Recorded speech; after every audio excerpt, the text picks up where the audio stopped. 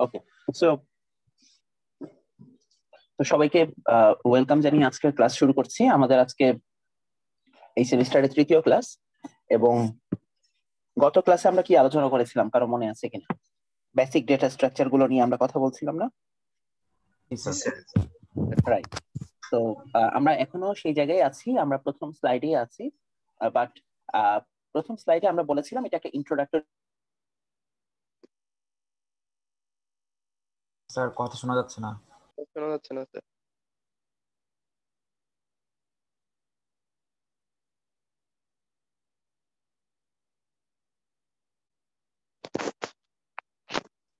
গতদিন আমরা এসেনশিয়াল কিছু ডেটা স্ট্রাকচারের সম্পর্কে জেনেছিলাম।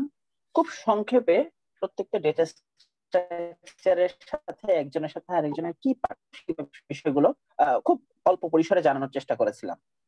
স্যার আপনার কথা কোন কোন ডেটা স্ট্রাকচারের কথা বললাম যদি একটু ফিডব্যাক নেই। স্যার আপনার কথা ভালোভাবে বোঝা যাচ্ছে না।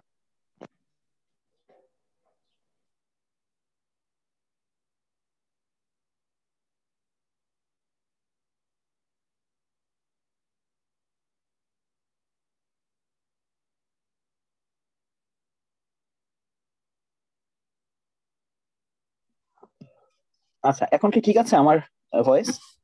জি স্যার। আচ্ছা আচ্ছা, ঠিক আছে। তো আমি একটু ফিডব্যাক চাচ্ছিলাম গত ক্লাসে আমরা আসলে কি কি ডেটা স্ট্রাকচার নিয়ে কথা বলেছিলাম। স্যার আমরা দেখেছিলাম অ্যারে, দেখেছিলাম লিংক লিস্ট, দেখেছিলাম স্ট্যাক, কুই, গ্রাফ এবং ট্রি। রাইট, অলমোস্ট 6 ধরনের ডেটা স্ট্রাকচার নিয়ে আমরা কথা বলেছিলাম। এদের মধ্যে কোন কোন ডেটা স্ট্রাকচারকে আমরা লিনিয়ার ডেটা স্ট্রাকচার বলছি? অ্যারে, লিংক লিস্ট, স্ট্যাক এবং কুই। আর গ্রাফ এবং ট্রি হলো non linear. Alright, non linear data structure দেখেছিলাম আমরা দুজন, গ্রাফ এবং ট্রি কে।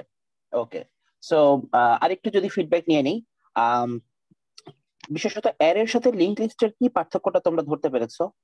অ্যারে আর লিংক লিস্ট দুটোই লিনিয়ার, বাট দুজনের মধ্যে ডিফারেন্সটা কি মনে হয়েছে? স্যার লিংক লিস্টে অ্যাড্রেস দ্বারা লিংক থাকে, মানে ডেটা থাকে এবং অ্যাড্রেস থাকে, তাই তো?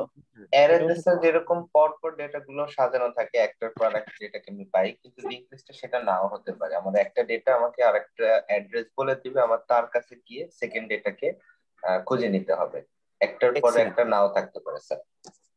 রাইট রাইট, অ্যারেতে যেমন তুমি অ্যারের একটা এলিমেন্টের দিকে তাকাও, অ্যারের একটা এলিমেন্টের মধ্যে একটাই উপাদান আছে, শুধু ডেটা। ওখানে কোনো অ্যাড্রেস ফিল্ড নাই, পর পর ডেটা গুলোকে আমরা পাশাপাশি বসিয়েছি। এই কারণেই অ্যারের জন্য ইম্পর্টেন্ট হচ্ছে ওর প্রত্যেকটা এলিমেন্ট যেন কন্টিজিয়াস ব্লক আকারে থাকে, অর্থাৎ অ্যাড্রেস যদি দূরে দূরে হয় তাহলে আর কেউ কাউকে খুঁজে পাবে না, কারণ একজন এলিমেন্টের কাছে শুধুমাত্র তার ভ্যালুটাই জানা আছে, পাশের জনের অ্যাড্রেস জানা নাই। এই কারণে অ্যাড্রেস গুলা কন্টিজিয়াস ব্লক আকারে এই এলিমেন্ট গুলো বসে, যাতে অটোমেটিক ওয়েতে তুমি বুঝতে পারো যে হ্যাঁ এই ডাটার পরে 3 নাম্বার ডেটাটা কত দূরে অবস্থিত সেটা আমি জানি, কারণ মাঝখানে কোনো ভয়েড স্পেস আমরা ইউজ করি না, সবাই পাশাপাশি। কিন্তু লিংক লিস্ট এই সুবিধাটা দেয়। লিংক লিস্ট বলে কি, যে এলিমেন্ট গুলো যে পাশাপাশি একদম কন্টিজিয়াস ব্লক আকারে রাখতে হবে এমন কোনো কথা নাই, বরং তারা দূরে দূরে থাকুক, বাট একজনের কাছে যদি শুধু তার ডেটা না থাকে, একটা এডিশনাল ইনফরমেশন অর্থাৎ পরবর্তী জনের অ্যাড্রেসটাও রাখা যায়, তাহলে আসলে তাদেরকে আর পাশাপাশি রাখার কোনো প্রয়োজন নাই। এই কনসেপ্টের উপরে লিংক লিস্ট প্রতিষ্ঠিত। দুটোই লিনিয়ার, কিন্তু একটাতে আমাদের কিছুটা স্পেস অপটিমাইজড হয়, আরেকটা একটু স্পেস অপটিমাইজেশনে দুর্বল, অ্যারে। ঠিক আছে, অনেক বড় সাইজের একটা অ্যারে মেমোরিতে তুমি স্পেস দিতে পারবে কিনা এটার কোনো গ্যারান্টি নাই, বাট লিংক লিস্টের ক্ষেত্রে এই গ্যারান্টিটা আছে, যেহেতু ভেঙে চুরে রাখা যায়। আচ্ছা, স্ট্যাক আর কিউর মধ্যে কি পার্থক্য চোখে পড়েছিল? কেউ বলতে পারে কিনা? স্যার লিফো এবং আমরা ফিফো সিমেন্টিক্স এর পরিচয় পেয়েছিলাম। লিফোর যেটা হচ্ছিল যে লাস্ট ইনপুট ফার্স্ট আউটপুট, যেটা স্ট্যাকে আমরা দেখেছিলাম যে স্ট্যাকে আমরা উপরের দিকে অ্যাড করতে পারবো অথবা রিমুভ করতে পারবো। অ্যাড জিনিসটা হবে পুশ এবং রিমুভ জিনিসটা হবে পপ। আর কুইতে আমরা দেখেছিলাম স্যার ফিফো, অর্থাৎ ফার্স্ট ইনপুট ফার্স্ট আউটপুট, অর্থাৎ প্রথমে যেটা ইনপুট হবে সেটাই আবার প্রথমে বের হবে, যেটা আমরা বলেছিলাম রেয়ার এন্ডে, যেটা হবে ইনসার্টেশন। আর ডিফ্লেকশনটা হবে স্যার ফ্রন্ট এন্ডে, যেটা হবে স্যার মানে বের হয়ে যাবে। রাইট, তার মানে দুটো অলমোস্ট একই রকম ডেটা স্ট্রাকচার, বাট পার্থক্য হচ্ছে একটা ওয়ান এন্ডে ইনসার্ট, যে এন্ডে ডেটা ইনসার্ট হবে ওই একই এন্ড থেকে ডেটা পপ আউট হবে। এই কারণে স্ট্যাককে বলা হয়ে থাকে লাস্ট ইন ফার্স্ট আউট। আর কিউ হচ্ছে গিয়ে ফার্স্ট ইন ফার্স্ট আউট। কারণ হচ্ছে এখানে ডেটা ইনসার্ট করার জন্য একটা স্পেস ব্যবহার করা হয়, একটা মুখ ব্যবহার করা হয়, এবং তার অপর সাইড দিয়ে ডেটাকে রিমুভ করা হয়। তো যে ডেটা আগে কিউতে প্রবেশ করে সেই ডেটাই আগে কিউ থেকে লিভ করে। এটা হচ্ছে স্ট্যাক কিউর বৈশিষ্ট্য। গ্রাফ এবং ট্রি নিয়েও আমরা কথা বলেছিলাম, আর ডিটেলসে না যাই। আমরা মোটামুটি এই 6 ধরনের ডেটা স্ট্রাকচার সম্পর্কে মোটামুটি জেনেছি। আরেকটা সিঙ্গেল কোশ্চেনের অ্যান্সার চাই, সেটা হচ্ছে লিনিয়ার আর নন লিনিয়ার ডেটা স্ট্রাকচারের মেইন পার্থক্যটা কোথায়?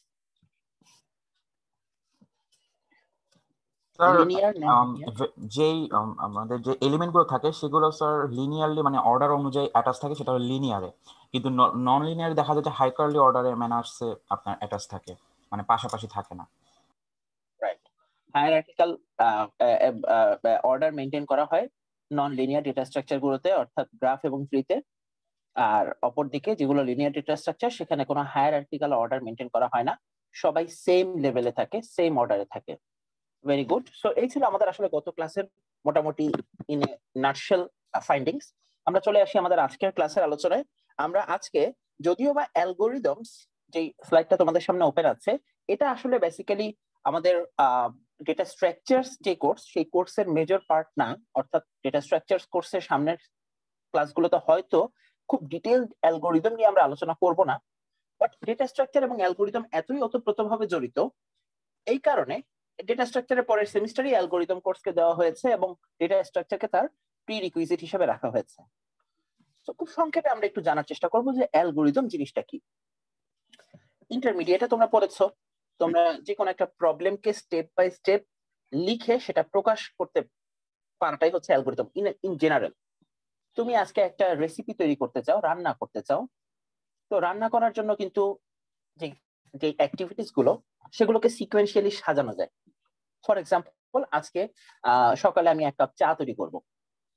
তো আলটিমেটলি আমাকে কতগুলো কাজ স্টেপ বাই স্টেপ ক্রোনোলজিক্যাল অর্ডারে করতে হবে, সেটাকে যদি আমি ফাইনাইট নাম্বার অফ স্টেপে সাজাতে পারি ক্রোনোলজিক্যাল অর্ডারে, তাহলে আমি একটা অ্যালগোরিদম প্রপোজ করলাম, চা বানানোর অ্যালগোরিদম। চা বানানোর অ্যালগোরিদমে কি কি স্টেপ থাকতে পারে? প্রথম স্টেপটা কি কেউ বলতে পারবে? আমি চা বানাতে চাই, what should be my first step? উপকরণগুলো এক জায়গায়।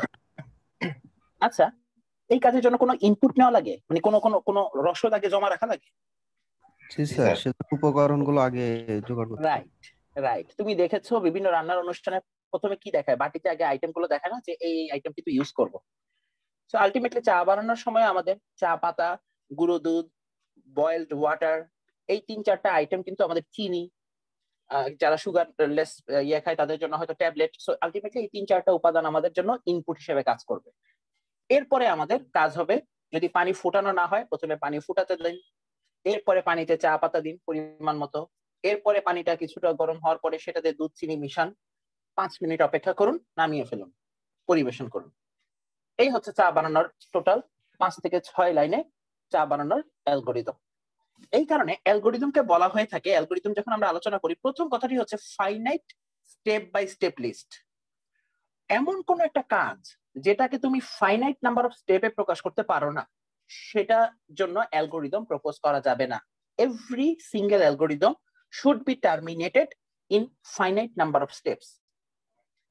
অর্থাৎ যে কটা স্টেপে এই কাজটা শেষ হবে সেটা গুণে শেষ করা যাবে। অনেক বড় হতে পারে, আবার একদম চা বানানোর মতো ছোট হতে পারে, but it should be a finite number of steps containing algorithm. Infinite number of steps নিয়ে আছে এমন কোন অ্যালগোরিদম দুনিয়াতে নাই। ওয়েল ডিফাইন্ড ইনস্ট্রাকশনস, প্রত্যেকটা ইনস্ট্রাকশনস ওয়েল ডিফাইন্ড হতে হবে, কোনোটার মধ্যে অ্যাম্বিগুইটি থাকা যাবে না।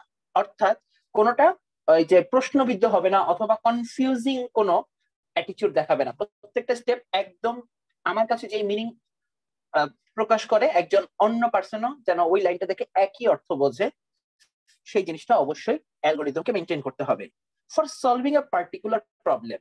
সো অবভিয়াসলি কোন একটা প্রবলেমকে টার্গেট করে তুমি অ্যালগোরিদম ড্র করতে নেমেছো, সো সেই প্রবলেমের আলোকে তুমি অ্যালগোরিদম সাজাবে। It is used to manipulate the data content in data structures as in searching and sorting. এবার বলি, প্রথমত বললাম যে অ্যালগোরিদমে কোন কোন জিনিস ইম্পর্টেন্ট। 3টা জিনিস মাথায় রাখতে হবে। একটা হচ্ছে ফাইনাইট নাম্বার অফ স্টেপস, এরপরে ওয়েল ডিফাইন্ড ইনস্ট্রাকশনস, আর আরেকটা হচ্ছে for a particular problem domain. এই তিনটা জিনিসকে যদি ঠিক রাখা যায় তাহলে একটা সুন্দর অ্যালগোরিদম প্রপোজ করা যেতে পারে। আর অ্যালগোরিদমের সাথে ডেটা স্ট্রাকচারের সম্পর্ক কি? ডেটা স্ট্রাকচার গুলো কি? আমরা আগের দিনই বলেছি যে মানি ব্যাগ, যার ভিতরে আমরা মানি সাইজের জিনিস রাখতে পারি, ওখানে পানি রাখা যাবে না। আবার ওয়াটার বটল, এটা আরেক ধরনের ধারক, এখানে লিকুইড জিনিস রাখা সম্ভব, টাকা পয়সা রাখা যাবে না, কার্ড রাখা যাবে না। সো ডেটা স্ট্রাকচার আসলে ডেটার ধারক, ডেটার ধারক। এখন এই ডেটা স্ট্রাকচার গুলোকে ইউজ করে আমরা যখন ডেটাকে ম্যানিপুলেট করতে চাইবো, ডেটার উপরে কোনো কাজ করতে চাইবো, তখনই প্রশ্ন আসে কোন প্রসিডিউরে তুমি ম্যানিপুলেট করতে চাও, তখনই প্রশ্ন আসে কোন অ্যালগোরিদম দিয়ে তুমি এই ডেটাকে ম্যানিপুলেট করতে চাও। ডেটা স্ট্রাকচার থেকে ডেটা বের করে আনার অনেক পসিবল ওয়ে বা সলিউশন থাকতে পারে, বাট প্রপার অ্যালগোরিদম যদি ব্যবহার করতে না পারি তাহলে সেটা টাইম কনজিউমিং হয়, স্পেস কনজিউমিং হয়, ইফিশিয়েন্ট হয় না। আলটিমেটলি ডেটা স্ট্রাকচারের সাথে অ্যালগোরিদমের এটাই সম্পর্ক। তো আলটিমেটলি এই কারণে অ্যালগোরিদমের ব্যাপারে আমরা অল্প একটু জানার চেষ্টা করব। বলা হয়ে থাকে যে কোনো একটা অ্যালগোরিদমে দুটো স্টেপ থাকে, দুটো পার্ট থাকে অ্যালগোরিদমের। প্রথম পার্টে আমরা সোজা বাংলায় অর্থাৎ একদম সিম্পল ইংলিশে প্রবলেম ডোমেইনটাকে প্রপোজ করি, আর দ্বিতীয় পার্টে step by step solution propose করি। এখানে সেই কথাটাই বলা আছে, খেয়াল করে দেখো। আমরা একটা প্রবলেম নিয়ে আলোচনা করছি, প্রবলেমটা কি আগে আমরা বুঝছি। A non-empty array data হচ্ছে আমার অ্যারের নাম, with n numerical values is given. Find the location LOC and the value max of the largest element of data. অর্থাৎ ডেটা নামক একটা অ্যারে আমাকে দেওয়া আছে, এটা নন এমটি অ্যারে, অ্যারের মধ্যে ডেটা আছে, n নাম্বার অফ এলিমেন্ট আছে অ্যারের মধ্যে। আমাকে বলা হয়েছে এই অ্যারের যে ম্যাক্সিমাম ডেটা আছে ম্যাক্স ভ্যালুটা বের করেন এবং অ্যারের কততম এলিমেন্টে সেই ম্যাক্স ভ্যালু বসে আছে সেই লোকেশনটা এলওসি এর ভ্যালু বের করে দেন। প্রশ্নটা কি আমরা সবাই বুঝতে পেরেছি? স্ট্রাকচার প্রোগ্রামিং এ করেছি। আচ্ছা, এই সবাই আমার সাথে আছে তো নাকি? জি স্যার, আছে স্যার। ঠিক আছে। তো যেটা বলছিলাম, অ্যালগোরিদম লিখতে গেলে তোমাকে দুই পার্টে লিখতে হবে। প্রথম পার্টে সিম্পল ইংলিশে তোমাকে আগে এই অ্যালগোরিদমিক যে প্রবলেমটা সেটাকে ডিফাইন করতে হবে। আগে ডিফাইন করে নিচ্ছি, given a non-empty array data with n numerical values, this algorithm finds the location log and the value max of the largest element of data. So আমার অ্যালগোরিদম, আমি এখন যে অ্যালগোরিদম প্রপোজ করতে যাব সেই অ্যালগোরিদম কি বের করে দিবে? লার্জেস্ট এলিমেন্ট, ম্যাক্সিমাম এলিমেন্টের মেমোরি লোকেশন, অ্যারে পজিশন এবং সেই ভ্যালুটা কত, এই দুটো ইনফরমেশন আমার অ্যালগোরিদম থেকে জানা যাবে। এবং ইনপুট হিসেবে সে কি নিবে? নন এমটি অ্যারে ডেটাকে ইনপুট হিসেবে সে নেবে। এরপরে কিছু প্রসিডিউর করবে, step by step finite number of steps solve করবে এবং তারপরে আপনি আউটপুটে এই দুটো ইনফরমেশন পাবেন।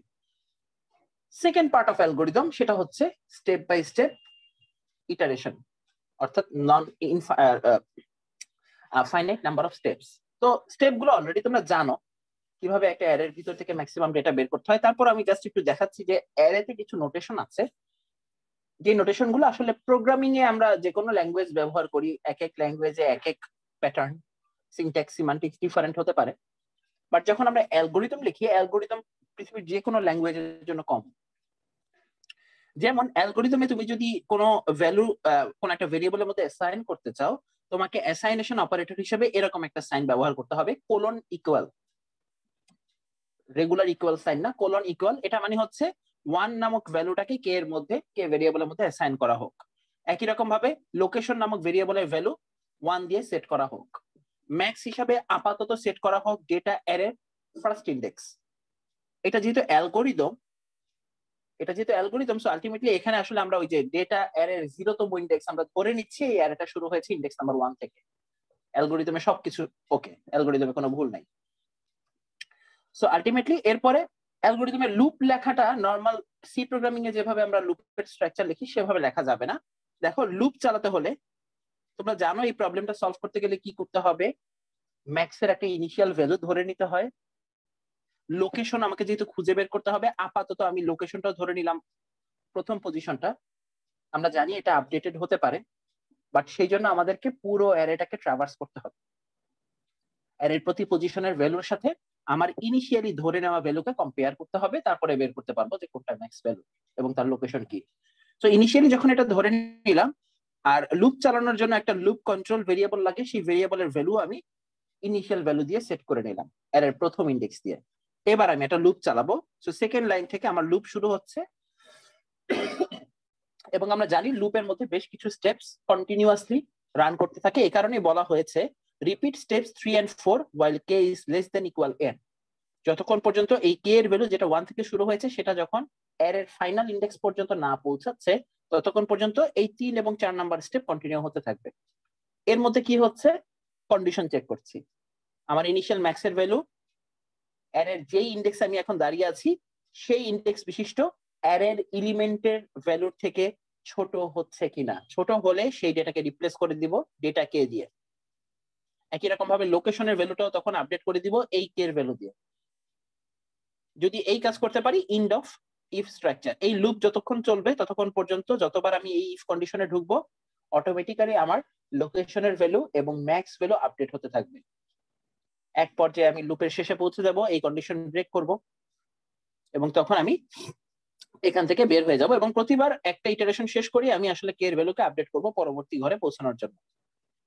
আচ্ছা, সো এই হচ্ছে আমার টোটাল স্টেপস। এরপরে হচ্ছে আউটপুট শো করা, যেটাকে আমরা প্রিন্টএফ দিয়ে আগে করতাম। এখানে তার প্রিন্টএফ নামক স্পেসিফিক ফাংশন ব্যবহার করার সুযোগ নাই। এখানে ডেটা রিড করার জন্য একটা কমান্ড হচ্ছে রিড অ্যালগরিদমে, আর ডেটা রাইট করার জন্য কমান্ড হচ্ছে রাইট। রাইট কোন দুটো ভ্যালু আমাদের আসলে প্রাপ্য ছিল অ্যালগরিদম থেকে? ম্যাক্স এর পজিশন এবং ম্যাক্স এর ভ্যালু। সো ম্যাক্স এর পজিশন ছিল লোকেশনের মধ্যে, ম্যাক্স এর ভ্যালু জমা আছে ম্যাক্স এর মধ্যে, যা অলরেডি আমি এই লুপ থেকে বের হয়ে যাওয়ার পরে ফাইনালাইজ করে ফেলেছি। এক্সিট, অর্থাৎ আমার অ্যালগরিদম ডান। অ্যালগরিদমের সর্বশেষ স্টেপ হচ্ছে এক্সিট। এই হচ্ছে কোন একটা অ্যারের ম্যাক্সিমাম ভ্যালু বের করা এবং তার পজিশন ডিটারমাইন করার অ্যালগরিদমিক সলিউশন।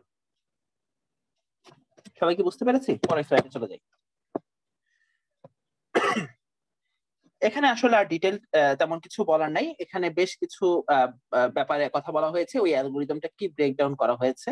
আমি আর খুব বেশি ডিটেলসে যাব না, শুধু একটা জিনিস আগের স্লাইডে একটু চলে আসি। এখানে এই যে ব্র্যাকেটের মধ্যে যে অংশটা, এই অংশটা কি অ্যালগরিদমের অংশ না এটা কমেন্ট? Sir comment. স্যার মনে তো হচ্ছে অ্যালগরিদমের অংশ। আচ্ছা, কোনো একটা লাইন যেটা থার্ড ব্র্যাকেট দিয়ে ইমপ্রেস করা নয় সেটা অবশ্যই অ্যালগরিদমের অংশ। অর্থাৎ তুমি যদি এটাকে কোড আকারে লেখো, এই লাইনটা কোড কম্পাইল করবে, কম্পাইলার কম্পাইল করবে। বাট আমরা যেমন সি প্রোগ্রামের ভিতরে ডাবল স্ল্যাশ ইউজ করে কমেন্ট ব্যবহার করি আমাদের সুবিধার জন্য, ঠিক একই রকম ভাবে অ্যালগরিদমের ভিতরে তুমি অ্যালগরিদমের কোনো একটা লাইনের পাশে অ্যাডিশনাল কমেন্ট অ্যাড করতে পারো। সেই কমেন্ট ব্যবহার করার জন্য নিয়ম হচ্ছে থার্ড ব্র্যাকেটের মধ্যে ইমপ্রেস করতে হবে। এটা আসলে কমেন্টিং স্টাইল। রিমেম্বার, অ্যারের পাশে যেই তুমি ইন্ডেক্সিং ব্যবহার করছো বা সাবস্ক্রিপ্ট ব্যবহার করছো, এটা আসলে কমেন্ট নয়, যেহেতু এটা অ্যারের ইন্ডেক্স আকারে ইউজ হচ্ছে। বাট আদারওয়াইজ যে কোনো কিছুই থার্ড ব্র্যাকেটের মধ্যে এভাবে ইমপ্রেস করলে সেটা কমেন্ট হিসেবে বিবেচিত হবে। কম্পাইলার এটাকে কম্পাইল করবে না, ইগনোর করবে। স্যার আমার ছোট একটা প্রশ্ন ছিল এখানে। প্লিজ। স্যার আমরা তো এই প্রোগ্রামে নরমালি যে প্রোগ্রামিং যখন করতাম তখন তো আমরা একটা ইউজার থেকে একটা ডাটা ইনপুট নিতাম, তো সেই ক্ষেত্রে অ্যালগরিদমে এখানে কি ইনপুট নেওয়া হয়নি? যে এখানে নেওয়া হয়নি, কারণ অ্যালগরিদমের প্রথমেই যে বলা হচ্ছে এটা নন এমটি ডেটা, অ্যারে ডেটা, অর্থাৎ অলরেডি ডেটা আছে ধরে নিয়ে কাজ করো। বুঝেছো? আচ্ছা আচ্ছা। যদি অ্যারেটা এমটি থাকতো এবং তোমাকে প্রথমে অ্যারেটা ডেটা দিয়ে ফিল আপ করার দরকারি প্রয়োজনীয়তা হতো, তাহলে অবভিয়াসলি এই কাজের শুরুতেই আমরা কি করতাম, ওই যে লুপ চালিয়ে আগে অ্যারের প্রতি পজিশনে কি করতাম, ডেটা রিড করতাম। বোঝা গেছে শোয়েব? জি স্যার। ঘটনা এখানে আসলে নন এমটি অ্যারে বলাতে এখানে আর রিড করার কাজটা করা হয়নি, শুধু রাইট অপারেশনটা দেখানো হয়েছে। স্যার এখানে কি 2 ডাইমেনশনাল অ্যারে ব্যবহার হয়? যদি প্রশ্নে থাকতো আসলে তখন টু ডাইমেনশনাল অ্যারের ম্যাক্সিমাম ভ্যালু তার লোকেশনও তো বের করা যায়, কোনো প্রবলেম নাই। ঠিক আছে, বাট এখানে প্রশ্নে আসলে ওয়ান ডাইমেনশনাল অ্যারের কথা বলা হচ্ছে, বা এখানে কিছুই বলা হয়নি। সিম্পলিসিটির জন্য আসলে এখানে একটা ওয়ান ডাইমেনশনাল অ্যারে দেওয়া হয়েছে। টু ডাইমেনশনাল অ্যারে বললে কিন্তু প্রবলেম ডোমেইনই তোমাকে বলে দেওয়া উচিত ছিল যে এটা কত রো কত কলাম বিশিষ্ট অ্যারে। ওই ইনফরমেশনটা এখানে মিসিং। বলা হচ্ছে শুধু এন নিউমেরিক্যাল ভ্যালু আছে। কথা বোঝা গেছে? এখন এন নিউমেরিক্যাল ভ্যালু মানে ফর এক্সাম্পল তোমার অ্যারেতে যদি 10টা এলিমেন্ট থাকে, ম্যাট্রিক্স তো অনেক ভাবে তৈরি করা যায় নাকি? 5 into 2 5 into 2 matrix, 10 into 1 matrix, এখন আমি কোন ধরনের ম্যাট্রিক্স সেট তৈরি করে ডেটা সাজাবো, তো এই জন্য আর ওই কমপ্লেক্সিটি তৈরি করা হয়নি, অ্যানালাইজ করা হয়নি। আচ্ছা, এখানে কমেন্টের ব্যাপারটা গেল। আর ওই যেই কথাটা একটু আগে বলছিলাম যে অ্যাসাইনেশন অপারেটর হিসেবে আমরা কোলন ইকুয়াল সাইন ব্যবহার করি, তাহলে শুধু ইকুয়াল সাইনটা আমরা কখন ব্যবহার করি? ওই যে ইফ এর মধ্যে আমরা যখন দুটো ভ্যালুকে কম্পেয়ার করি, দুই ভেরিয়েবলের ভ্যালুকে, তখন আমরা সি প্রোগ্রামিং এ দিতাম ডাবল ইকুয়াল, বাট অ্যালগরিদম লেখার সময় সাধারণত আমরা ওই ক্ষেত্রে সিঙ্গেল ইকুয়াল ব্যবহার করি। If max equal to something then do something. Double equal sign না ব্যবহার করে সিঙ্গেল ইকুয়াল সাইন ব্যবহার করা হয় দুই ভ্যালুকে কম্পেয়ার করার জন্য, আর অ্যাসাইনেশন অপারেটরের জন্য কোলন ইকুয়াল সাইন ব্যবহার করা হয়। এই গেল অ্যাসাইনমেন্ট রিলেটেড কথাবার্তা। ভেরিয়েবলের নাম অ্যালগরিদমে সব সময় যেই নোটেশনই ব্যবহার করো না কেন ক্যাপিটাল লেটার ইউজ করতে হবে। আর তুমি যদি কোনো সাবস্ক্রিপ্ট এবং কাউন্টার ইউজ করো, কাউন্টার বলতে ওই যে কে লুপ কন্ট্রোল ভেরিয়েবল, যেটা এরকম যদি কোনো কাউন্টার ইউজ করো অথবা তুমি অ্যারের সাবস্ক্রিপ্ট ইউজ করতে চাও, তাদেরকেও সাধারণত ক্যাপিটাল লেটারে ইউজ করাটাই প্রথাগত, ঠিক আছে? সাধারণত এটাই মেনটেন করা হয়। আর ইনপুট এবং আউটপুট নেওয়ার জন্য দুটো অপারেশন আছে, ওই যে রিড ভেরিয়েবল নেম। তোমার যদি কোনো একটা ভেরিয়েবলের ভ্যালু ইউজার, ফর এক্সাম্পল যদি এন এর ভ্যালুটা এখানে আনডিফাইন্ড থাকতো, আগের অ্যালগরিদমে আমাদের এন এর ভ্যালুটা ইউজারের থেকে নিয়ে ওই পরিমাণ ভ্যালু, ওই পরিমাণ এলিমেন্ট অ্যারেতে ইনসার্ট করতে হতো। আলটিমেটলি তখন আমাদের এন এর ভ্যালুটা রিড করতে হতো এবং অ্যারের এন সংখ্যক এলিমেন্টের ডেটা ইউজারের থেকে নেওয়ার জন্য আবার একটা রিড অপারেশন ইউজ করার প্রয়োজন হতো।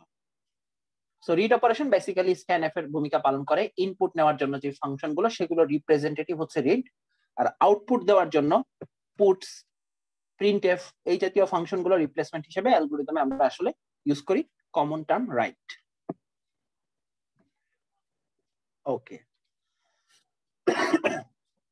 আমরা প্রোগ্রাম করার সময় দেখেছি যে শুধুমাত্র একটা না, একাধিক ইউজার ডিফাইন্ড ফাংশন তৈরি করা যায়। তো আগের প্রোগ্রামটাতে এরকম কিছু কাজ ছিল না, বাট তুমি যদি কখনো চাও অ্যালগরিদমের মধ্যে ডিফারেন্ট ফাংশন অ্যাপ্লাই করবে, তুমি তাদেরকে প্রসিডিউর নামে ডাকা হয়। Independent algorithmic module which solves a particular problem, we already know it as function. একটা ক্যালকুলেটর বানাতে চাও, যোগ বিয়োগ গুণ ভাগের কাজ 4টা ডিফারেন্ট ফাংশনে করতে চাও, অ্যালগরিদমেও এটা রিপ্রেজেন্টেশন আনা সম্ভব। 4টা ডিফারেন্ট প্রসিডিউর তোমাকে কল করতে হবে, 4টা different procedure: procedure addition, procedure subtraction, procedure multiplication, procedure division. অ্যাডিশনের মধ্যে তুমি অ্যাডিশন রিলেটেড যে অ্যাক্টিভিটি গুলো করার সেটা করতে পারো, ফাংশনকে কল করতে পারো কোনো এক জায়গা থেকে, ফাংশন থেকে কোনো ডেটা রিটার্ন করতে পারো। অ্যালগরিদমে এই সুবিধাগুলো আছে। সো ডিফারেন্ট অ্যালগরিদমিক মডিউল যাদেরকে আমরা আসলে ফাংশন নামে চিনি, অ্যালগরিদম লেখার সময় তাদেরকে ফর্মালি প্রসিডিউর নামে ডাকা হয়। এদেরকে আসলে সাব অ্যালগরিদম বলে, কারণ মেইন অ্যালগরিদমের ভিতরের কোনো একটা কাজ বাহিরে অন্য একটা ফাংশনে করতে যাচ্ছি, তাই এটাও আসলে এক ধরনের অ্যালগরিদম। সো এটা সাব অ্যালগরিদম। আচ্ছা, এই টপিকটা আসলে একদমই অ্যালগরিদম কোর্স যখন পড়ানো হয় তখনই বেশি আলোচনা হয়, তারপরে আমরা স্টুডেন্টদের সাথে একটু আলোচনা করি। কমপ্লেক্সিটি, সোজা বাংলায় কমপ্লেক্সিটি মানে কি? What is complexity? ইংলিশে কমপ্লেক্সিটি মানে জটিলতা। কমপ্লেক্সিটি মানে হচ্ছে জটিলতা। আমরা অনেক সময় কথায় কথায় বলি না, প্লিজ কমপ্লেক্সিটি বাড়িও না এই কাজে, প্লিজ জিনিসটা সহজ করার চেষ্টা করো, কমপ্লেক্সিটি বাড়ানো যাবে না। কমপ্লেক্সিটি হচ্ছে জটিলতা, এবং কম্পিউটার সায়েন্সে যত প্রবলেমই তুমি সলভ করতে নামো না কেন, ওই প্রবলেমটা সলভ করাটা কতটুকু ইফিশিয়েন্ট হলো সেটার মেজারমেন্টের একটা ইউনিট হচ্ছে কমপ্লেক্সিটি। মাথায় রাখবে, মাথায় রাখবে। তেজস্ক্রিয়তার একক যেমন বেকেরেল, আরো আছে এক্স রের একক যেমন রনজেন। হ্যাঁ, সো আলটিমেটলি একই রকম ভাবে আমাদের কোন একটা প্রবলেম কতটুকু ইফিশিয়েন্ট হলো সেইটার একক হচ্ছে কমপ্লেক্সিটি। কমপ্লেক্সিটি আবার এক ধরনের না, কমপ্লেক্সিটি দুই ধরনের। কি কি কমপ্লেক্সিটি আছে তোমরা বলো? টাইম এবং স্পেস। স্পেস কমপ্লেক্সিটি অর্থাৎ কোন একটা প্রবলেমকে ইফিশিয়েন্ট করা একটা জিনিসের উপর না, দুটো ইন্ডিপেন্ডেন্ট মডিউলের উপর ডিপেন্ডেন্ট। প্রবলেমটা কি পরিমাণ টাইম নিয়ে সলভ করছো, প্রবলেমটা কি পরিমাণ স্পেস কনজিউম করে তুমি সলভ করছো, এই দুই ধরনের কমপ্লেক্সিটি যত বেটার হবে তোমার অ্যালগোরিদম তত efficient বলে গণ্য হবে। Time complexity is a function describing the amount of time an algorithm takes in terms of the amount of input to the algorithm. যে কোনো একটা অ্যালগোরিদমে আমরা কিছু ইনপুট নিয়ে কাজ করি, ইনপুটের পরিমাণ বাড়ানোর সাথে সাথে কি পরিমাণ সময় নিয়ে সে কাজ করছে সেটা রিলেশন প্রকাশের জন্য একটা ফাংশন তৈরি করা হয়। মনে রাখবে, টাইম কমপ্লেক্সিটি এবং স্পেস কমপ্লেক্সিটিকে আমরা কি আকারে প্রকাশ করব? ফাংশন আকারে। এবং এই ফাংশনটা কিরকম খেয়াল করে দেখো, তোমাদের জন্য জাস্ট ছোট করে দেখাই। y equal to mx plus b, এটা লিনিয়ার সরল রেখার একটা ইকুয়েশন, এটা কিন্তু একটা ফাংশন। এই y আসলে y কে আসলে আমি কিসের ফাংশন আকারে প্রকাশ করেছি বলতো? x এর ফাংশন আকারে প্রকাশ করেছি না? খেয়াল করে দেখো, তোমরা কি বুঝতে পারছো ঘটনা কি? y কে আমি x এর ফাংশন আকারে প্রকাশ করেছি। জি স্যার। ঠিক একই রকম ভাবে রাইট, এরকম আমরা টাইম কমপ্লেক্সিটি এবং স্পেস কমপ্লেক্সিটি হিসাব করার জন্য একটা ফাংশন তৈরি করব। এই ফাংশনের মধ্যে এই যে x, এই x এর ভ্যালু বাড়ালে কমালে y এর চেহারায় কিছুটা চেঞ্জ আসে না? এই দুটো তো কনস্ট্যান্ট m আর b, শুধুমাত্র x এর ভ্যালু যতই চেঞ্জ করি y এর ভ্যালু সেই অনুপাতে চেঞ্জ হয়। এবং এখানে এই দুজনের সম্পর্ক আসলে কি রকম বলো দেখি? একদম লিনিয়ার না? y সমানুপাতিক x। জি স্যার। x যত বাড়াবা লিনিয়ারলি y তত বাড়বে। বাট দুনিয়াতে সবসময় যে সম্পর্ক এরকম হবে এমন কোনো কথা আছে? যদি ইকুয়েশনটা এরকম না হয়ে এরকম হতো তাহলে কি রকম হতো? x লিনিয়ারলি বাড়লে y কি লিনিয়ারলি বাড়বে? নো, না sir. y would have increased with the square of x। অর্থাৎ তুমি খেয়াল করে দেখো, এখন তুমি জিনিসটা কল্পনা করো, আমরা এখানে বলছি যে টাইম কমপ্লেক্সিটি হিসাব করার জন্য আমরা একটা ফাংশন তৈরি করব। এই ফাংশনের মধ্যে এই যে x, যার উপর ডিপেন্ড করা ফাংশন। আচ্ছা, y এবং x এর মধ্যে কে ইন্ডিপেন্ডেন্ট কে ডিপেন্ডেন্ট তোমরা জানো? স্যার x হলো ইন্ডিপেন্ডেন্ট, y হলো ডিপেন্ডেন্ট। রাইট, x এর ভ্যালু তুমি যা খুশি তাই বসাতে পারো, বাট y কিন্তু তার অনুযায়ী চেঞ্জ হবে। So x is the dependent entity, y is the independent entity। অ্যালগরিদমের টাইম কমপ্লেক্সিটি হিসাবের সময় এই কারণে তোমাকে ইনপুটের কথাটা বলা হয়েছে। কই গেল amount of input? Amount of input বাড়ানো কমানো তোমার হাতে, তার উপর ভিত্তি করে কি পরিমাণ সময় লাগছে সেটা আমাদের বের করতে হবে। তাহলে বলো দেখি, এখানে টাইমের সাথে নাম্বার অফ ইনপুটের একটা সম্পর্ক করতে চাই, কে ডিপেন্ডেন্ট কে ইন্ডিপেন্ডেন্ট হবে? স্যার এই টাইমটা তো হবে ডিপেন্ডেন্ট আর অ্যামাউন্ট অফ ইনপুটটা হবে ইন্ডিপেন্ডেন্ট। এটা হবে ইন্ডিপেন্ডেন্ট।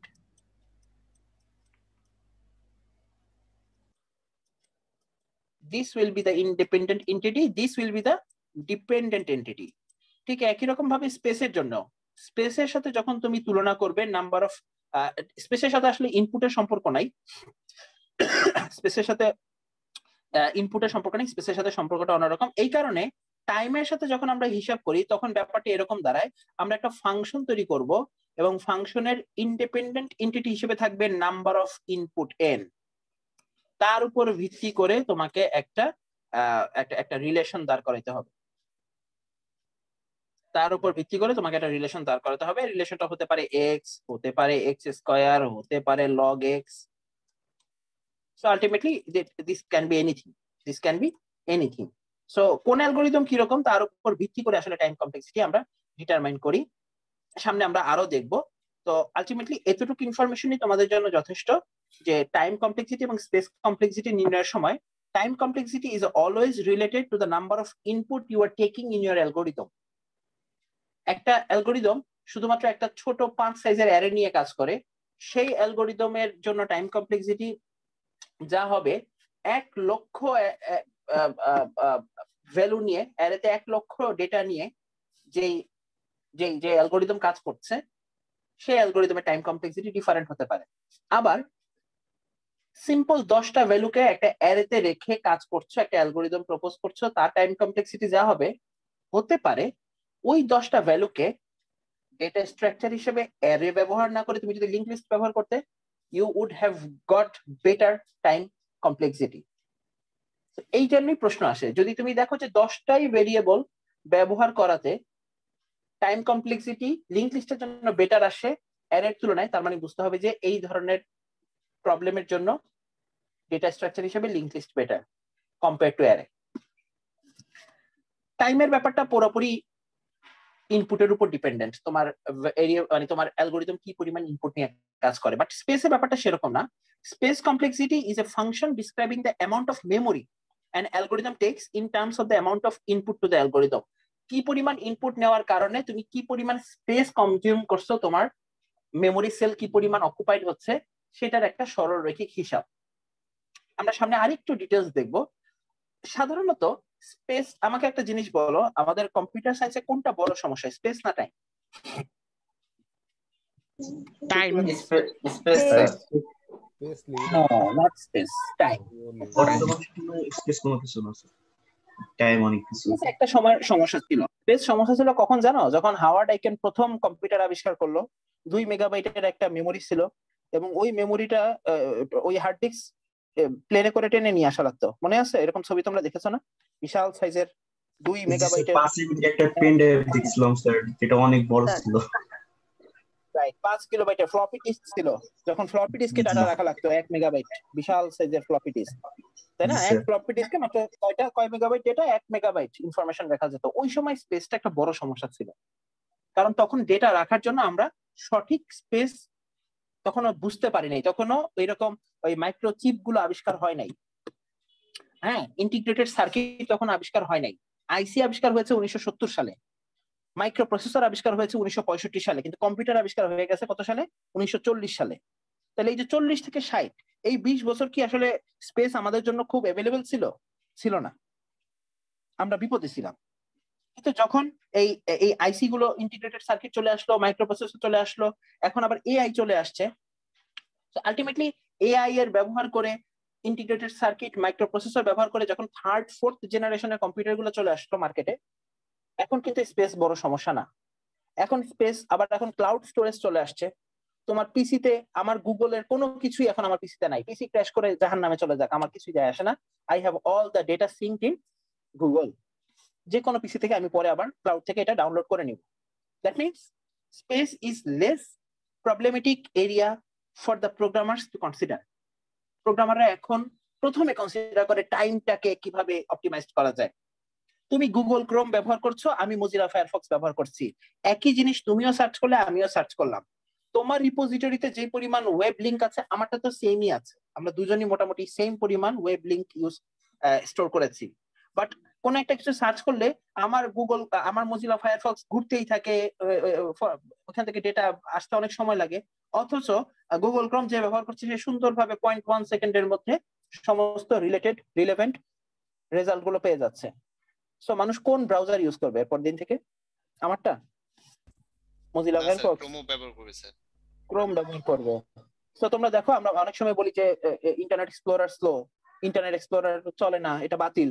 এটা নিয়ে অনেক ট্রল হয়, অনেক হাসাহাসি হয়, তোমরা দেখছো অবশ্যই। স্যার এতে ব্রাউজারের অনেক প্রবলেম আছে। মানে আসলে মানে বিভিন্ন বিষয়ের কারণে সেটা স্লো, বিভিন্ন বিষয়ের কারণে বিভিন্ন এক্সটার্নাল প্যাকেজ ইনক্লুডেড হওয়ার কারণে সেই ব্রাউজারটা স্লো।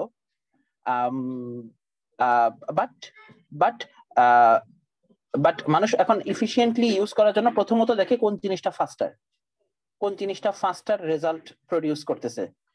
একই ঘটনা অ্যালগোরিদমের জন্য, যে অ্যালগোরিদম কুইকার রেজাল্ট দিবে, শর্টেস্ট পসিবল টাইমে আমাকে অ্যান্সার দিবে, কারেক্ট অ্যান্সার দিবে, সেই অ্যালগোরিদমটাই আমি গ্রহণ করব। এই জন্য টাইম কমপ্লেক্সিটিটা আমাদের জন্য মেজর এখন একটা বিবেচ্য বিষয়। আসো দেখি আর একটু ডিটেলসে যাই, টাইম কমপ্লেক্সিটি, স্পেস কমপ্লেক্সিটি।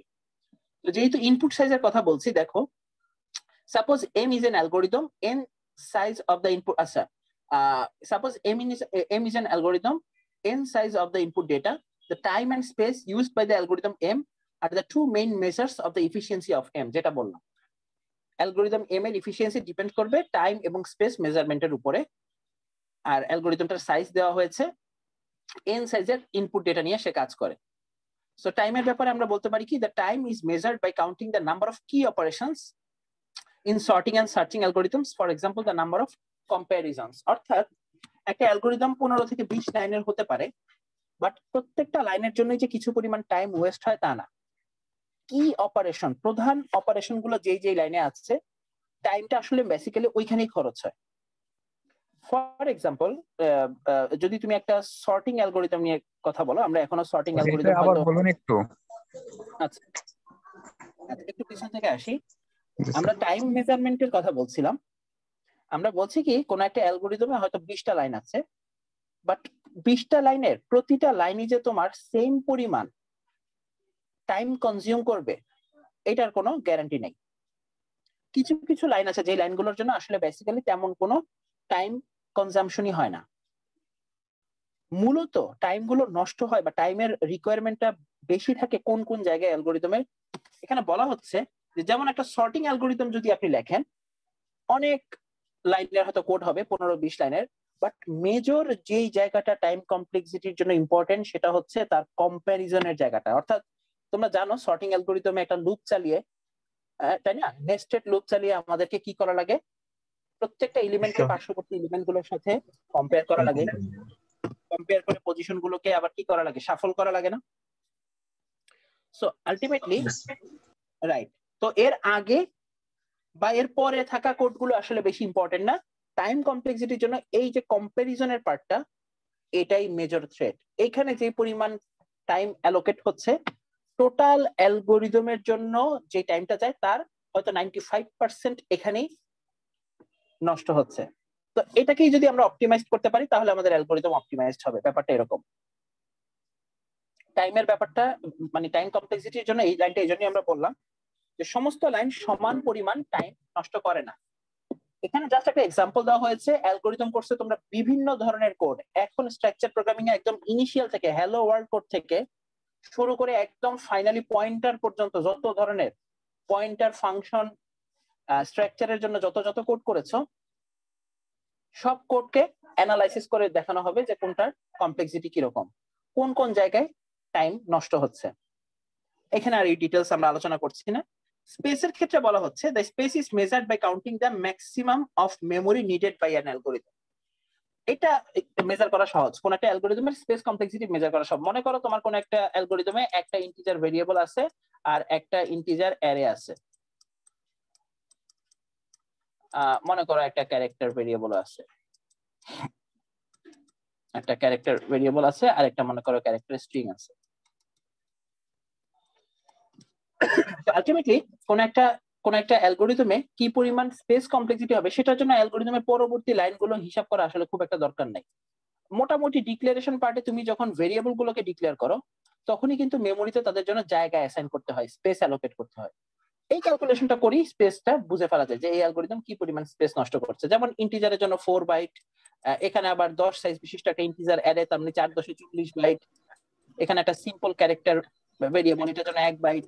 এটা একটা ক্যারেক্টার অ্যারে, তার জন্য 10 বাইট। সো আলটিমেটলি হয়তো 40 আর 10 50, 50 4 54 আর 55। এই টোটাল অ্যালগোরিদমটা আমাদের কত বাইট জায়গা নষ্ট করবে? 55 বাইট। 55 বাইট। সো আলটিমেটলি এই ক্যালকুলেশনটা খুব ইজি। যে কোনো অ্যালগোরিদমের কমপ্লেক্সিটি, স্পেস কমপ্লেক্সিটি তুমি খুব ইজিলি মেজার করে বের করে ফেলতে পারো, খুব ইজিলি মেজার করে বের করে ফেলতে পারো। বাট টাইমের ক্ষেত্রে কিন্তু আর এই অংশগুলো বেশি ইম্পর্টেন্ট না। টাইমের ক্ষেত্রে ইম্পর্টেন্ট হচ্ছে ইন্টারমিডিয়েট যে স্টেপ গুলো আছে সেই স্টেপ গুলোকে অ্যানালাইসিস করতে হবে। একটা কোশ্চেন। হ্যাঁ প্লিজ। এখানে আমরা ইন্টিজারের টাইপ ইন্টিজার এ এখানে নিছি 4 বাইট, কিন্তু ক্যারেক্টার সিএইচ এখানে 1 বাইট কেন নিলাম? এটা তো স্ট্রাকচার প্রোগ্রামিং এর আলোচনা। এই ক্যারেক্টার টাইপ এটা তো বাকিরা জানে নাকি কেউই জানে না? তাহলে সবার জন্য আলোচনা করে দিই। আমাদের তো 4টা বেসিক টাইপের ভেরিয়েবল আছে না, ইন্টিজার, ডাবল, ক্যারেক্টার, ফ্লোট, মনে আছে না? এই ইন্টিজার টাইপের ভেরিয়েবল মেমোরিতে কতটুকু জায়গা নেয় জানো? যখন তুমি 4 বাইট 4 বাইট, এক সময় নিতে 2 বাইট, এখন সব পিসিতেই 4 বাইট। ডাবল নেয় কত বাইট? ডাবলও নেয় 4 বাইট। ক্যারেক্টার নেয় 1 বাইট, সবচেয়ে ছোট। আর ফ্লোট ডাবল নেয় 8 বাইট, ফ্লোট 4 বাইট। এই কারণে তুমি যখন অঙ্ক করে হিসাব করো, একটু আগে যখন আমি একটা ইন্টিজার ভেরিয়েবল নিলাম, ইন্টিজার এ, আর মনে করো একটা অ্যারে নিলাম 10, তার মানে আলটিমেটলি আমার একটা আর 10টা টোটাল 11টা ইন্টিজার ভেরিয়েবল রাখার জন্য জায়গা দরকার মেমোরিতে, তাই না? এই অ্যারেটার সাইজ হবে কত? 10 ইনটু একটা ইন্টিজার রাখার জন্য যে জায়গা, অর্থাৎ 4/10 40 বাইট। আর ওর স্যার জন্য দরকার আমি হবে ইন্টিজারটা জানতাম, ক্যারেক্টারটা নিয়ে একটু কনফিউশন ছিল। ক্যারেক্টারের জন্য 1 বাইট। সো ক্যারেক্টার অ্যারে যখন নিবে ওই অ্যারের সাইজের সাথে তুমি 1 গুণ করলে যা হবে সেটাই মেমোরিতে জায়গা যাবে, ঠিক আছে? ওকে ওকে, থ্যাংক ইউ। সো আলটিমেটলি আমরা এটা ক্লিয়ার করে দেই। তো আলটিমেটলি এখন দেখো, এরপর আসি, the complexity of algorithm M is the function f of n. দেখো যে কোনো ক্ষেত্রে আমরা কমপ্লেক্সিটিকে প্রকাশ করার জন্য যে ফাংশন দিচ্ছি তার মধ্যে যে ইন্ডিপেন্ডেন্ট এন্টিটিকে দিচ্ছি সে হচ্ছে আমাদের input size, which gives the running time or the storage space requirement of the algorithm in terms of size n of the input data. Frequently, the storage space required in an algorithm is simply a multiple of the data size n. এখানে এই কথাটা বলা হচ্ছে যে space হিসাব করাটা আসলে খুব বেশি কিছু কঠিন না, সাধারণত এটা ডেটা সাইজ n এর কোন একটা মাল্টিপল হয়ে থাকে, এবং এটা আমরা একটু আগেও দেখলাম। এটা খুব একটা কমপ্লেক্স কিছু হয় না। তোমার হাতে একটা ইন্টিজার ডেটা আছে, ইন্টিজার অ্যারে আছে, ফ্লোট অ্যারে আছে, ক্যারেক্টার আছে, একটা স্ট্রিং আছে। আলটিমেটলি এই সবগুলোকে তুমি যদি যোগও করো, সব যোগ করে তুমি যে রেজাল্টটা পাবে, যত বাইটের ডেটা পাবে, এটা বেসিক্যালি তোমার ইনপুটের একটা লিনিয়ার সম্পর্ক থাকবে। তোমার 6টা ভেরিয়েবল টোটাল দরকার হয়েছিল, আর এখানে তোমার মেমোরি লেগেছে 55 বাইট। এদের মধ্যে সম্পর্ক সবসময় লিনিয়ারই থাকে, খুব বেশি আসলে মানে কোনো এক্সপোনেনশিয়াল রিলেশন বা লগারিদমিক রিলেশন থাকে না। হ্যাঁ, এটা সাধারণত ইনপুট সাইজ n এর যে কোনো একটা মাল্টিপল হতে পারে, কিন্তু টাইমের ক্ষেত্রে এটা বলা যাবে না। টাইম কমপ্লেক্সিটি হিসাব করার সময় এই রিলেশনটা n এর সাইজের উপর ভিত্তি করে এক এক রকম হতে পারে। ডিটেল যাচ্ছি না, জাস্ট এটুকু বোঝানোর জন্য যে স্পেস কমপ্লেক্সিটি ক্যালকুলেশনটা বেশ ইজি, এবং এটার ভ্যালুটা তোমার ইনপুট সাইজের সাথে লিনিয়ার সম্পর্কে থাকে, কোন একটা মাল্টিপল। অর্থাৎ তোমার টোটাল লাগবে suppose something into m into n, অর্থাৎ তোমার ইনপুট সাইজ যদি n হয়, তোমার স্পেস কমপ্লেক্সিটিকে এভাবে প্রকাশ করার সুযোগ আছে, অর্থাৎ n এর m টাইমস হবে মাল্টিপল অফ n। এখন m এর ভ্যালু বড় ছোট হতে পারে, বাট এটা একটা লিনিয়ার রিলেশন। আচ্ছা, এবার একটু সামনে চলে যাই। এটা নিয়ে আসলে খুব আমাদের এই কোর্সে খুব বেশি আলোচনার প্রয়োজন নেই। জাস্ট ইম্পর্টেন্ট বিষয় যেটা, কমপ্লেক্সিটির কয়েকটা ধাপ আছে। কোন একটা অ্যালগোরিদমের জন্য two cases are usually investigated in a complexity theory are as follows: worst case and average case. এই শব্দ দুটো তোমরা শুনেছো? What is worst case? What is average case? Worst case. Worst case. এই জিনিসটার মানে কি বলো দেখি? সবচেয়ে খারাপ সিনারিও নাকি? জি স্যার। স্যার যে টেস্ট কেসটা সবচেয়ে বেশি টাইম এবং স্পেস নেয়। রাইট। খুব সহজ একটা এক্সাম্পল। Very good. যেটাতে কমপ্লেক্সিটি সবচেয়ে খারাপ হবে সেটা হবে আমাদের জন্য ওয়ার্স্ট কেস, আর যেটাতে আমাদের কমপ্লেক্সিটি সবচেয়ে বেটার আসবে সেটা হবে আমাদের জন্য বেস্ট কেস। তবে বেস্ট কেসটা সাধারণত কমপ্লেক্সিটির হিসাবে আলোচনা করা হয় না, কারণ বেস্ট কেস র্যান্ডমলি আসতে পারে। বেস্ট কেস যে সবসময় আসবে এমন কোনো গ্যারান্টি দেওয়া যায় না যে এই অ্যালগোরিদম ব্যবহার করলে অলওয়েজ আমরা বেস্ট কেস রেজাল্ট পাবো, এটা বলা যায় না। অ্যালগোরিদম হিসাব করার সময়, কমপ্লেক্সিটি হিসাব করার সময় সব সময় বেশি প্রায়োরিটি দিতে হয় কাকে? এভারেজ কেসকে। কারণ ওয়ার্স্ট কেসটা আসলে তোমার ডেটার প্রেজেন্টেশনের উপর ডিপেন্ডেন্ট, ডেটা কিভাবে আছে তার উপর ডিপেন্ডেন্ট, বেস্ট কেসটা তার উপর ডিপেন্ডেন্ট। ফর এক্সাম্পল আমি জাস্ট একটা সিম্পল অ্যারে লিখি 2 4 1 5 9। আমি বলতেছি তারপর তুমি পরে কল দাও, আমি বলে নেব। আমার কথা শোনা যাচ্ছে? একটু মাইক্রোফোনটা মিউট করে দিও। আচ্ছা, মনে করো তোমাদের একটা সিম্পল অ্যারে দিলাম, আমি বললাম এই অ্যারের ভিতর থেকে তুমি একটা ডেটা বের করো। বোঝো, আমি তোমাকে ডেটা বের করতে বললাম 2। তোমার কয়টা কম্পারিজন চালানো লাগবে? প্রথম কম্পারিজনে তুমি ডেটা পেয়ে যাবে না। অ্যারের পরবর্তী এলিমেন্ট গুলোকে তোমার আর ট্রাভার্স করা দরকার আছে? দরকার নেই। এইটা তোমার জন্য বেস্ট কেস, মানে অ্যাটলিস্ট একটা কম্পারিজন ছাড়া তো অ্যারের ভিতরে না ঢুকে তো আর বলা যেত না যে এটা কোথায় আছে। কিন্তু প্রথম ঘরেই তুমি তোমার কাঙ্ক্ষিত প্রার্থীকে পেয়ে গেছো, এলিমেন্ট পেয়ে গেছো। It is a best case for you. But এটা কি তোমার হাতে ছিল? এখানে যদি আমি 2 সার্চ করতে না দিয়ে তোমাকে 9 সার্চ করতে দিতাম, তাহলে তুমি কোন কেসে পড়তে? ওয়ার্স্ট কেসে না? মানে যতগুলো পসিবল কম্পারিজন সম্ভব সবগুলো করার পরে তুমি রেজাল্ট পাচ্ছ একটা, এখানে তুমি ডাটা পাওনি, 9 কে পাওয়া যায়নি, এইখানে এসে পাওয়া গেছে সর্বশেষ ঘরে। সো আলটিমেটলি পঞ্চম টাইমে, 5th ইটারেশনে গিয়ে তুমি ডেটাকে খুঁজে পাচ্ছ। সো আলটিমেটলি এই ফিফথ ইটারেশনে গিয়ে তুমি ডেটাকে খুঁজে পেলে এটা তোমার জন্য আসলে ওয়ার্স্ট কেস, আর ফার্স্ট ইটারেশনে তুমি যদি ডেটা পেয়ে যাও সেটা তোমার জন্য কি case? Best case.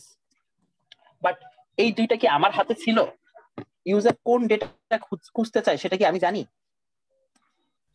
So ultimately আমাদেরকে বেশি গুরুত্ব দিতে হবে কোথায়? এভারেজ কেসে, যে ইউজার যা পেতে চায় তা পেতে তার এভারেজ কি পরিমাণ সময় লাগতে পারে। এভারেজ কেস হিসাব করার একটা সুন্দর ফর্মুলা আছে, ফর্মুলাটা তোমাদের বলি। Suppose the numbers n1 n2 following nk occur with respective probabilities p1 p2 pk, then the average value of e is given by this relation. অনেকে হয়তো বুঝতে পারছেন, একটা সিম্পল এক্সাম্পল দিলে বুঝতে পারবে। মনে করো তোমরা প্রবাবিলিটি সবাই পড়েছো, আমার ধারণা প্রবাবিলিটিতে একটা প্রবলেম আছে না? একটা কয়েন টস করলে হেড পড়ার প্রবাবিলিটি কত আছে কিনা? 1/2। 1/2। এই 1/2 তুমি কেন লিখতে বলো তো? মোট ঘটনাকে কতবার হইতে পারে ওইটা দিয়ে ভাগ। রাইট। একটা হচ্ছে এই উপরে লিখতে হয় অনুকূল ঘটনার সেট, অনুকূল ঘটনা, আর নিচে লিখতে হয় মোট কত ধরনের সম্ভাব্যতা আছে ঘটার মতো। তো ঘটার মতো সম্ভাবনা আছে, কয়েন উপরের দিকে মারলে হেডও পড়তে পারে টেলও পড়তে পারে, বাট আমি চাচ্ছি হেড পড়াতে, মানে অনুকূল হবে আমার জন্য কোনটা পড়লে? শুধু হেড। এই কারণে হেড যেহেতু একটা টার্ম, এই কারণে 1, আর এখানে যেহেতু সম্ভাব্য সকল ঘটনার সেট এই জন্য এটা 2, এই জন্য এই ঘটনাটা হচ্ছে হাফ। এখন এইটার মাধ্যমে আমি এই এভারেজ কেসটা বের করব। অর্থাৎ এটা যদি একটা অ্যালগরিদম হতো, এইটার বেস্ট কেস ওয়ার্স্ট কেস বাদ দিয়ে আমি একটা এভারেজ কেস বের করি। এভারেজ কেসটা কিরকম? কোন একটা অ্যালগরিদমের এভারেজ কেস বের করার সময় তোমাকে প্রথমে বের করতে হবে এই অ্যালগরিদমে সম্ভাব্য আউটপুট কি কি হতে পারে। আবার বলছি, সম্ভাব্য আউটপুট কি কি হতে পারে। খেয়াল করে দেখো, কয়েন উপরের দিকে টস করলে সম্ভাব্য আউটপুট হতে পারে কি কি? হেড অথবা টেল, এই দুই ধরনের। এরপরে হচ্ছে প্রবাবিলিটি p1 p2 pk, অর্থাৎ n1 ঘটার প্রবাবিলিটি কত সেটা আগে বের করো। সো একটু আগে আমরা বের করেছি হেড ঘটার প্রবাবিলিটি হচ্ছে হাফ। একই রকম ভাবে টেল ঘটার প্রবাবিলিটিও হচ্ছে হাফ। সো আলটিমেটলি তুমি যদি এটাকে হেড আর টেল হিসাব না করে বাইনারিতে 1 এবং 0 দিয়ে রিপ্রেজেন্ট করো, যেহেতু ঘটনার সম্ভাব্যতা দুটো, তাহলে আমরা এটাকে 1 0 দিয়ে রিপ্রেজেন্ট করতে পারি। হেড পড়লে 1, টেল পড়লে 0। আমি নিউমেরিক্যাল ভ্যালুতে চলে গেলাম।